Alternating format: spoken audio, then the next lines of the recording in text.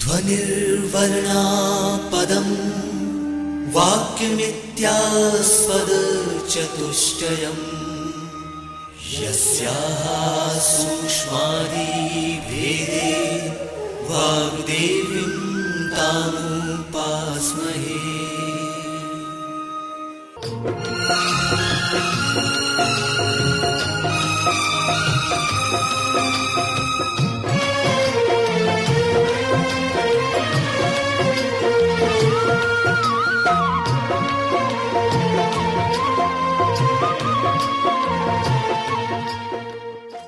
मध्य प्रदेश भोज मुक्त विश्वविद्यालय का इलेक्ट्रॉनिक माध्यम निर्माण और शोध केंद्र EMPRC प्रस्तुत करता है समाज कार्य विषय पर आधारित ध्वनि कार्यक्रम समाज सुधार, समाज कार्य और समाजवाद।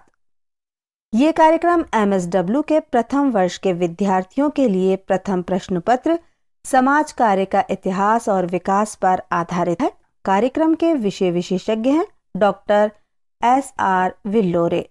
इस कार्यक्रम का ध्वन्यांकन, संपादन और प्रस्तुतिकरण किया अमर बहादुर यादव ने। तो लीजिए सुनिए कार्यक्रम समाज सुधार, समाज कार्य और समाजवाद। आज प्रस्तुत है इस कार्यक्रम का पहला भाग।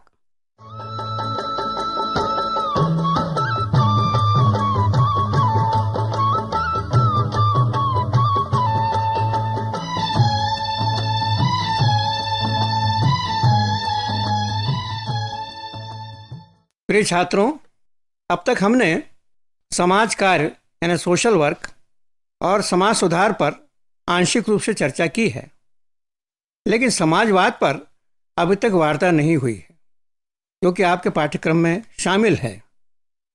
इसलिए आज इन तीनों पर चर्चा करेंगे। कोशिश करेंगे तीनों में क्या समानताएं हैं, क्या विषमताएं हैं, क्या इनमें कोई आपस में संबंध भी है।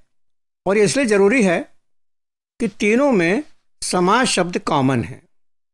समाजवाद, समाज कार्य और समाज सुधार।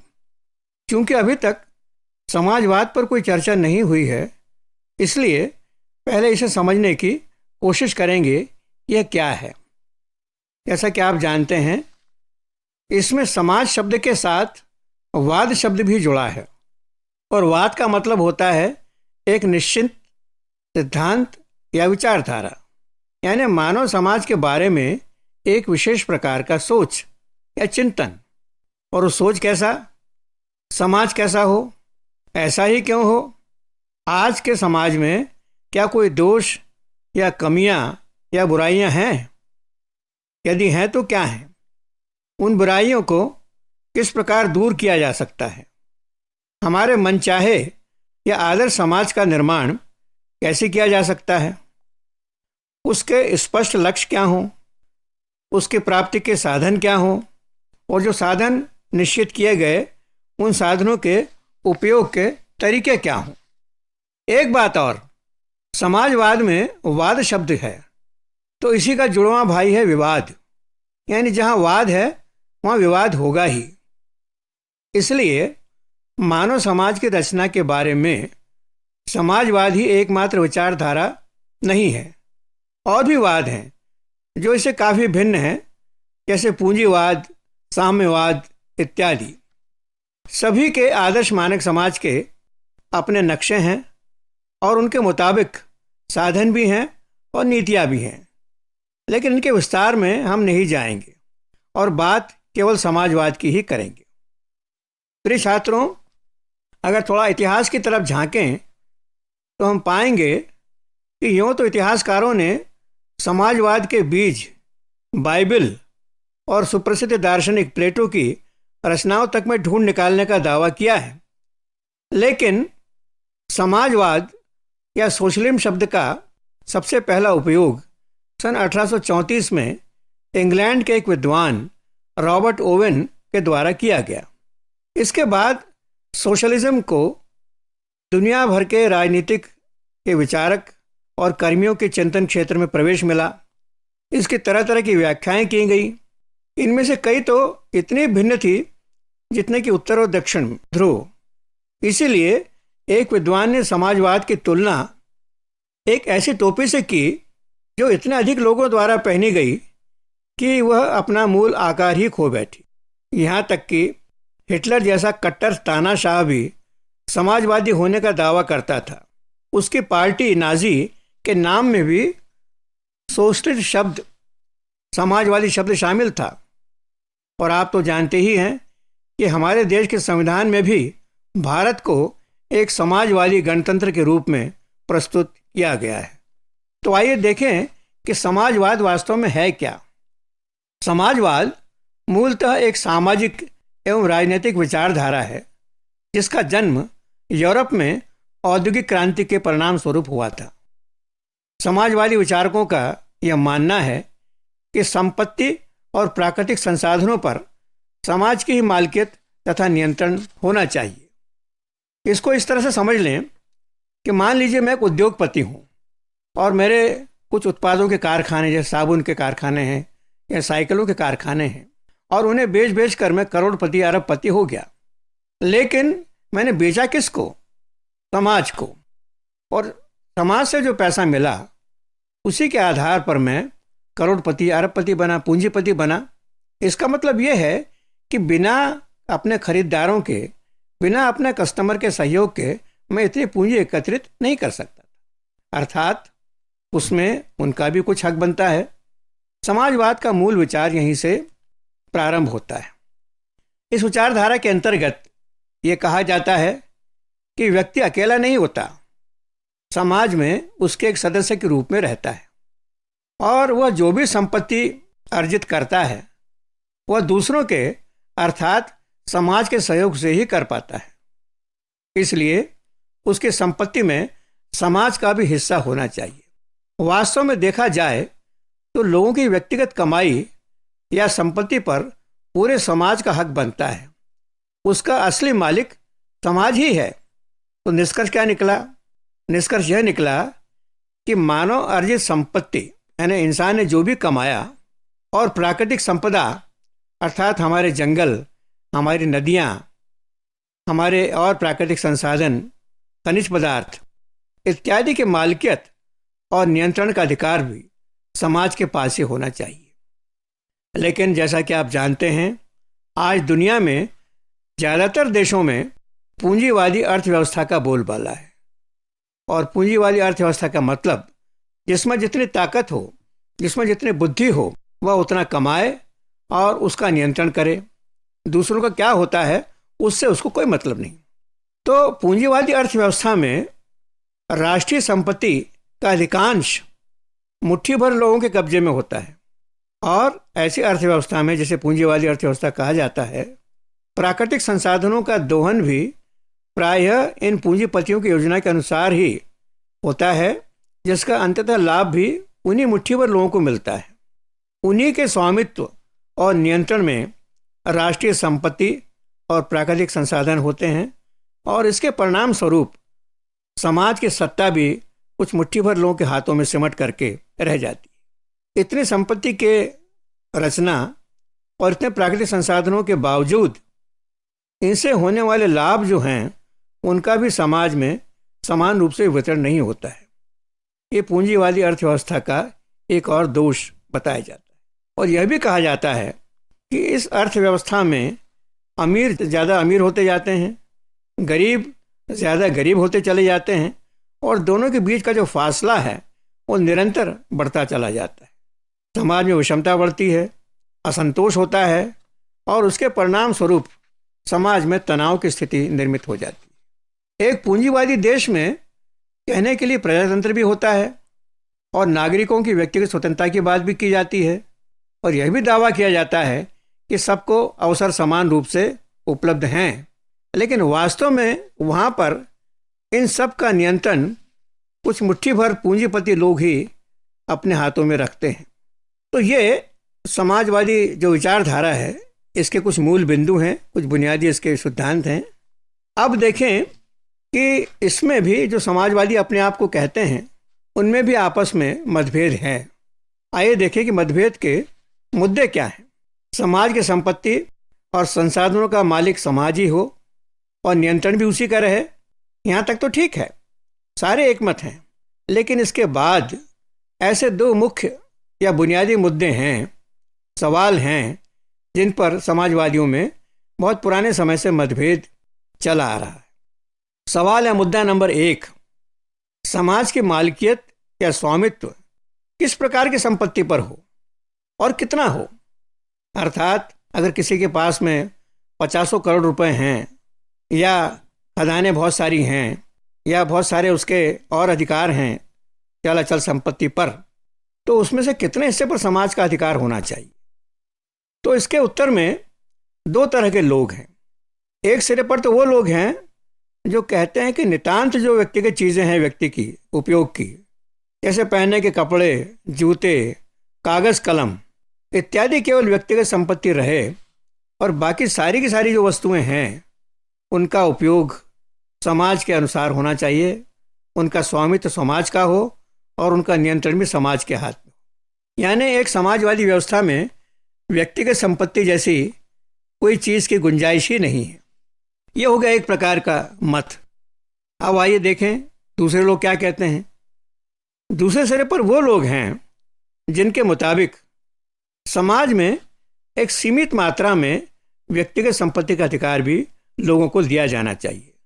जैसे खेत हैं, दुकानें हैं, छोटे मोटे व्यापार धंधे हैं, इन पर व्यक्तिगत कब्जा रहे और बाकी सारा का सारा जो है चल अचल वो सब समाज के अधिकार में हो, उसके नियंत्रण में हो।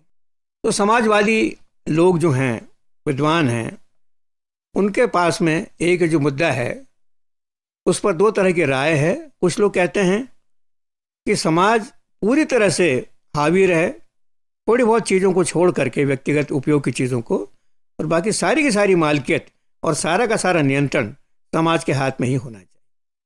और दूसरी तरफ वो लोग हैं जो एक सीमित स्तर पर व्यक्तिगत मालिकियत के हामी हैं। अब आइए दूसरा सवाल या दूसरा मुद्दा उसकी छानबीन करें।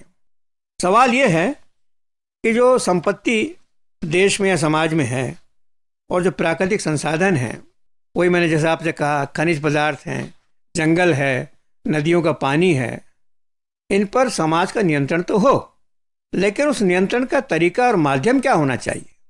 ऐसी कौन सी मशीनरी हो जिसके उपयोग करके और इस नियंत्रण को हम निरंतर जारी रख सकें।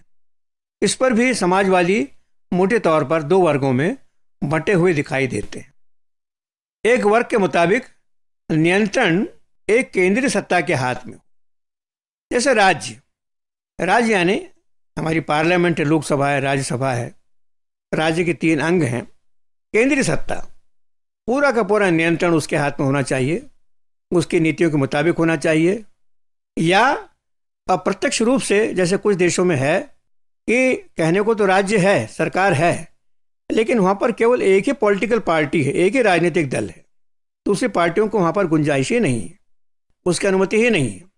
तो ये पार्टी अप्रत्यक्ष रूप से राज्य का संचालन करती है। जो भी हो, एक वर्ग का कहना यह है कि या तो राज्य उसका नियंत्रण करे या राज्य के पीछे खड़ी कोई एक पॉलिटिकल पार्टी अपनी नीतियों के मुताबिक उसका संचालन करे। आज भी चीन या उत्तर कोरिया जैसे देशों में यही हो रहा है, जहाँ केवल एक ही पॉलिटिकल पार्टी है, कोई दूसरी पार्टी है ही नहीं। दूसरा एक वर्ग है समाजवादियों का, उसका कहना यह है कि हम लोग केंद्रीय सत्ता में विश्वास ही नहीं रखते, हम विश्वास रखते हैं विकेंद्रीकरण। राज्य जैसी कोई चीज़ का अस्तित्व होना ही नहीं चाहिए। संपत्ति और प्राकृतिक संसाधन, इनके मालिकियत और इनका नियंत्रण पूरी तरह से उन स्थानीय नागरिकों की जिम्मेदारी हो जो स्वामित्व और नियंत्रण संबंधी निर्णयों से प्रभावित होते हैं। अर्थात अगर किसी देश का एक उदाहरण लें तो इन लोगों का ये कहना है कि केंद्रीय सत्ता जैसी कोई चीज़ ना हो। देश में अगर छोटे छोटे गांव हैं, शहर हैं, तो जो लोग जहां रहते हैं अपने आसपास के संसाधनों का उपयोग कैसा हो वो लोग तय करें, उनकी मालिकियत भी उनके पास हो और इसमें भी किसी केंद्रीय सत्ता की दखलंदाजी ना हो। तो आज भी समाजवादी क्षेत्र में इन दोनों मुद्दों पर गहरा मतभेद है और इस पर तरह तरह की चर्चाएं परस्पर लोगों में होती रहती हैं।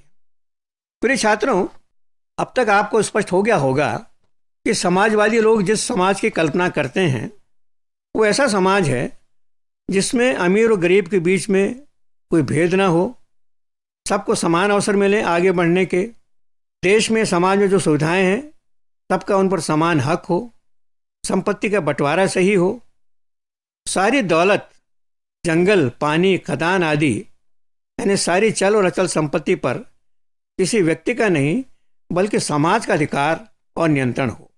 लेकिन इस समाज को शुद्ध रूप से काल्पनिक समाज ही माना गया, जिसका धरती पर उतरना असंभव है। एक शब्द चला, कुछ विद्वानों ने इसके लिए एक शब्द का इस्तेमाल किया, यूटोपिया यानी काल्पनिक। और मैं आपको बता दूं कि यूरोप के कुछ देशों में, खास तौर से इंग्लैंड और जर्मनी में, इस विचार को लेकर कुछ छोटी मोटी बस्तियां भी बसाई गई थी। ये बस्तियों में रहने वाले लोग खेती मिल करके करते थे और जो भी वहाँ पर उपलब्ध था प्राकृतिक संसाधन, उन पर उनके मालिकियत सबके समान रूप से थी। उसके जो लाभ मिलते थे वो समान रूप से आपस में बांटे जाते थे। और एक हद तक इस मामले में इजराइल देश का नाम लिया जाता है, हालांकि वो समाजवादी देश नहीं है। लेकिन वहाँ पर किबुत्ज की एक अवधारणा इजराइल जब अस्तित्व में आया उसके तत्काल बाद ही शुरू हो गई। किबुत्ज एक ऐसी बस्ती है जहाँ घर तो अलग अलग हैं, परिवार अलग अलग घरों में रहते हैं, लेकिन सारी बस्ती का खाना एक जगह बनता है और सारे स्त्री और पुरुष जो काम करने लायक हैं वहाँ पर, वहाँ के खेती में या जो छोटे मोटे उद्योग धंधे, सबके लिए काम वहाँ पर उपलब्ध है। शिक्षा सारे बच्चों को समान रूप से दी जाती है और जो भी संपत्ति वहाँ उत्पन्न होती है उस पर सबका समान अधिकार होता है और जिसकी जैसी आवश्यकता होती है उसको उस हिसाब से उसकी पूर्ति की जाए। ध्यान रखिएगा कि इजराइल समाजवादी देश नहीं है, लेकिन वहाँ भी इस तरह के प्रयोग आज भी चल रहे हैं। लेकिन जिन प्रयोगों का जिक्र मैंने किया आपसे इंग्लैंड और जर्मनी में, वहाँ चर्च के माध्यम से धार्मिक आधार पर ऐसी छोटी मोटी बस्तियाँ बसाई गई, लेकिन ऐसे प्रयोग ज़्यादा चल नहीं पाए। फिर भी 19वीं शताब्दी में एक ऐसा समाजवादी विचारक अवतरित हुआ जिसके सिद्धांतों के आधार पर न केवल दुनिया के कई देशों की राजकीय व्यवस्थाएं बदल गईं, बल्कि दुनिया दो भागों में बंट गई और ध्रुवीकरण, जिसको कहते हैं पोलराइजेशन, और शीत युद्ध, कोल्ड वॉर की लंबे समय तक चलने वाली प्रक्रियाओं का सूत्रपात हो गया। उस विचारक का नाम था कार्ल मार्क्स और ये कहा जाता है कि जिन 4-5 लोगों ने, महापुरुषों ने मानवता को नई नई दिशाएं दी, उसमें एक थे जीसस क्राइस्ट, दूसरे थे आइंस्टीन, तीसरे थे फ्रॉयड और कार्ल मार्क्स का नाम भी इसी सिलसिले में लिया जाता है। इन लोगों ने मानवता को दिशाएं दी अलग अलग युगों में, अलग अलग समय पर। कार्ल मार्क्स मूलतः एक जर्मन थे और अधिकांश जीवन उनका बड़ी गरीबी में बीता। जर्मनी से उनको निष्कासित किया गया और आगे चल कर के उन्होंने अपने परम मित्र और सहयोगी फ्रेडरिक एंजल्स के साथ मिलकर समाजवादी विचारधारा को नए आयाम दिए। एक नया शब्द दिया समाजवाद को और उसको कहा गया साइंटिफिक सोशलिज्म यानी वैज्ञानिक समाजवाद। मार्क्स का बहुत प्रसिद्ध ग्रंथ जो है उनका थीसिस था वो, और बाद में डास कैपिटल के नाम से प्रकाशित हुआ। इसने दुनिया भर के वैचारिक तबकों में हलचल मचा दी और आज भी ये किताब डास कैपिटल समाजवादियों के लिए उतनी महत्वपूर्ण है जितनी अलग अलग धर्मावलंबियों के लिए गीता, कुरान या बाइबल का महत्व होता है। कार्ल मार्क्स और एंजल्स को जाने बगैर आप समाजवाद को पूरी तरह से समझ नहीं सकते। तो आइए देखें कि मार्क्स के प्रमुख समाजवादी सिद्धांत क्या हैं। सबसे पहले मार्क्स का यह मानना था कि जो कल्पना या जो नक्शा समाजवादियों के दिमाग में है एक आदर्श समाज का, जिसमें विषमता ना हो, गरीब गरीब के बीच में खाई ना हो, लोगों को समान अवसर मिलें, सामाजिक सेवाओं पर सबका समान अधिकार हो, सबको समान लाभ मिले उनका, और ख़ास करके जो हमारे प्राकृतिक संसाधन हैं उनका दोहन किस प्रकार से हो, किनके लाभ के लिए हो, इसकी भी पूरी जिम्मेदारी और इसकी भी पूरी प्लानिंग पूरा समाज ही मिल करके करे। कोई व्यक्ति विशेष के हाथ में या व्यक्तियों के छोटे समूह के हाथ में ये ना हो। ये संभव है। मार्क्स ने कहा कि बिल्कुल संभव है, काल्पनिक बात नहीं है, यूटोपिया नहीं है। लेकिन उनका ये कहना था कि जैसा कि अतीत में प्रयोग हुए कि छोटी छोटी आदर्श बस्तियां बसाएं जिन्हें स्वामित्व समान रूप से हो, उनका उपभोग भी समान रूप से हो, और ये कल्पना की जाएगी कि थी ऐसी ऐसी बस्तियां पूरी दुनिया में फैल जाएंगी और पूरी दुनिया में समाजवाद की स्थापना हो जाएगी, ये संभव नहीं दिखाई देता। तो समाजवाद की स्थापना या आदर्श समाज की स्थापना छोटी छोटी बस्तियां बसाने से नहीं होगी। इसका एकमात्र तरीका है क्लास स्ट्रगल या वर्ग संघर्ष। अब आइए देखें वर्ग संघर्ष से मार्क्स का आशय क्या था। एक तरह से देखा जाए तो वर्ग संघर्ष का एक ऐसा सूत्र है जिसके जरिए मार्क्स ने मानवता की पूरी हिस्ट्री को, पूरे इतिहास को ही उन्होंने नया एक आयाम दे दिया, एक नया रूप दे दिया। और मार्क्स का कहना यह था कि मानवता का इतिहास और कुछ नहीं है, वर्ग संघर्ष का इतिहास। उनका ये कहना था कि मानव सभ्यता के प्रारंभ से ही समाज दो परस्पर विरोधी वर्गों में बटा हुआ है। एक वर्ग तो है उन थोड़े से लोगों का जो संपत्ति और प्राकृतिक संसाधनों के अधिकांश हिस्से पर और इसके परिणाम स्वरूप सत्ता पर भी कब्जा करके बैठे हुए। पुराने ज़माने में राजा महाराजा हुआ करते थे, बाद में कुछ ऐसे लोग आए जिन्होंने उसी की तरह से आचरण किया जैसे राजा महाराजा किया करते थे, संपत्ति पर कब्जा, सत्ता पर कब्जा और बाकी के समाज को अपनी मन मर्जी के मुताबिक चलाना। इन लोगों को मार्क्स ने हैव्स, बुर्जुआ कहा। ये सारी की सारी संपत्ति के मालिक थे, सत्ता के मालिक थे, प्राकृतिक संसाधनों के मालिक थे, और इन्होंने समाज को अपने हिसाब से संचालित किया। मार्क्स के मुताबिक दूसरे वर्ग में अधिकांशतः साधारण जनता है, साधारण लोग हैं, जिन्हें मार्क्स ने नाम दिया हैव नॉट्स, जिनके पास कुछ नहीं है, जो वंचित हैं, या उसने एक और शब्द दिया सर्वहारा, जो पहले ही सब कुछ हार चुके हैं और जिनके पास में खोने को कुछ है ही नहीं। और इनमें खास करके खेतीहर मजदूर, किसान और औद्योगिक मजदूर हैं। और देखा जाए तो समाज में बहुमत इन्हीं लोगों का है। लेकिन जिस तरह की सामाजिक व्यवस्थाएं हमको प्राप्त हुई और अभी तक चली आ रही हैं दुनिया में बहुत सारे हिस्सों में, उसमें यह हो रहा है कि धन और सत्ता के बल पर ये जो बुर्जुआ वर्ग है, जिसमें पूंजीपति हैं, उद्योगपति हैं, बड़े बड़े नेता हैं, ये लोग सर्वहारा वर्ग का शोषण करते आ रहे हैं। और शोषण भी इस प्रकार का कि केवल वो बराए नाम जिंदा हैं और वो उत्पादन करने के लिए इनके इशारों पर मजबूर इसलिए हैं कि अगर उत्पादन न करें तो उनका जिंदा रहना मुश्किल हो जाए। कहने को जिस देश में ये लोग हैं, हो सकता है वो प्रजातंत्र हो सकता है वहाँ पर मानव की आज़ादी का गुणगान किया जाता हो, लेकिन वास्तव में ये असली आज़ादी का उपभोग नहीं कर पाते। इनकी आज़ादी पर भी इन्हीं बुर्जुआ लोगों का कब्जा है। इन्हीं तथाकथित जो सामंत कहे जाते थे अतीत में, या राजा महाराजा कहे जाते थे, और आज एक नया वर्ग इनका तैयार हो गया है, पूंजीपतियों का। प्रत्यक्ष और अप्रत्यक्ष रूप से यही लोग प्रभावित करते हैं, नियंत्रित करते हैं, चाहे जो सरकार हो, चाहे जिस पार्टी का शासन हो, लेकिन इन्हीं की मुट्ठी में संचालन के सारे सूत्र होते हैं। और मानवाधिकार और मानव की स्वतंत्रता, इन बातों को, इनकी हरकतों से कहा जाता है कि ये बेईमानी है। तो मार्क्स का ये मानना है कि इन दोनों वर्गों का जो आपसी संघर्ष है वो जारी है। भले उसका एहसास सर्वहारा लोगों को न हो, लेकिन संघर्ष है।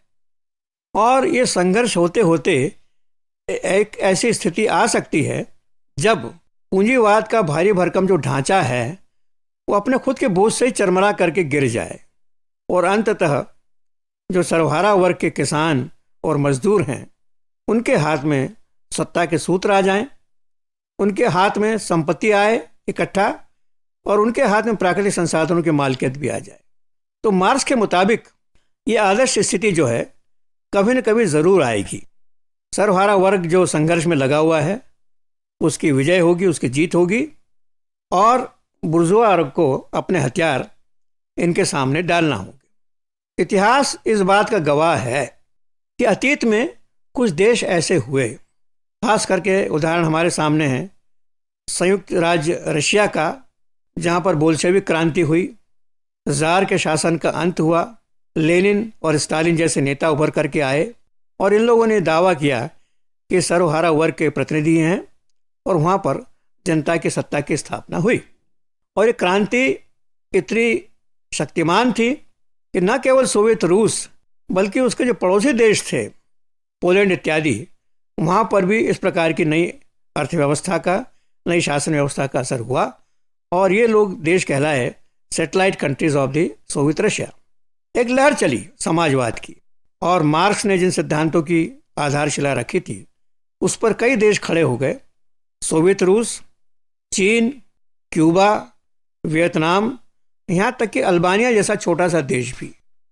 ये इतिहास का एक कुतूहल का विषय है और ये विश्लेषण का विषय है विद्वानों का, राजनीति शास्त्र के। ये हमारी चर्चा का विषय नहीं है कि सोवियत रूस में ऐसा क्या हुआ कि उसका जो ढांचा था समाजवादी, तथाकथित समाजवादी ढांचा, वो भरभरा करके टूट गया, गिर गया, उसका विघटन हो गया और सोवियत रूस से अलग होकर के कई छोटे छोटे राज्य ऐसे स्थापित हुए जो समाजवाद की बात तक नहीं करना चाहते। उनका यह मानना है कि समाजवाद की आड़ में लाखों लोगों का कत्ल हुआ, कई लोगों के साथ में अन्याय हुआ।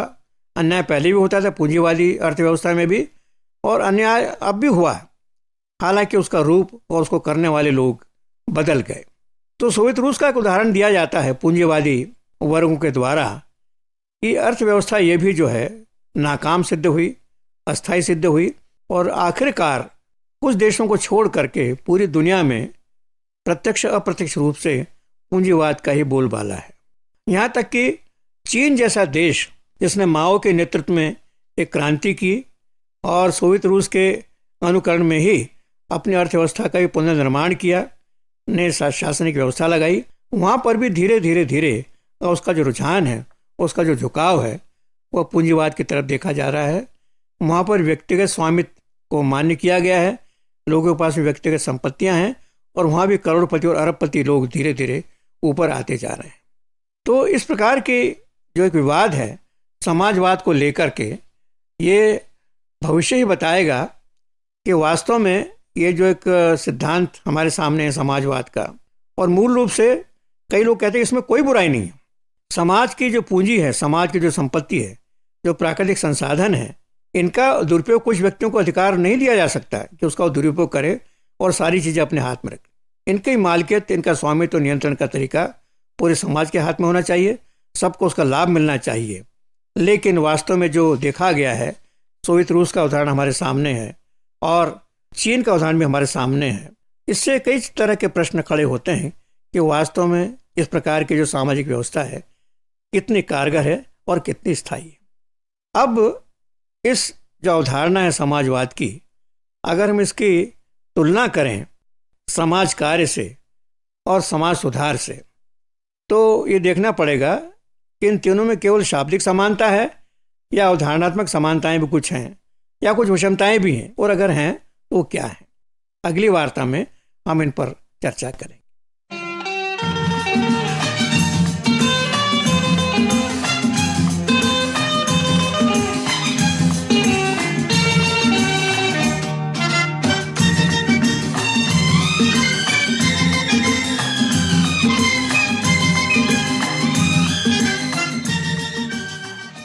अभी आप सुन रहे थे समाज कार्य विषय पर आधारित ध्वनि कार्यक्रम समाज सुधार, समाज कार्य और समाजवाद। आज आपने इस कार्यक्रम का पहला भाग सुना। इस कार्यक्रम के विषय विशेषज्ञ और वार्ताकार थे डॉक्टर S.R. विल्लोरे। उद्घोषिका थी फरनाज। इस कार्यक्रम का ध्वनि मुद्रण, संपादन और प्रस्तुतिकरण किया अमर बहादुर यादव ने। ये कार्यक्रम मध्य प्रदेश भोज मुक्त विश्वविद्यालय के इलेक्ट्रॉनिक माध्यम निर्माण और शोध केंद्र EMPRC द्वारा निर्मित किया गया।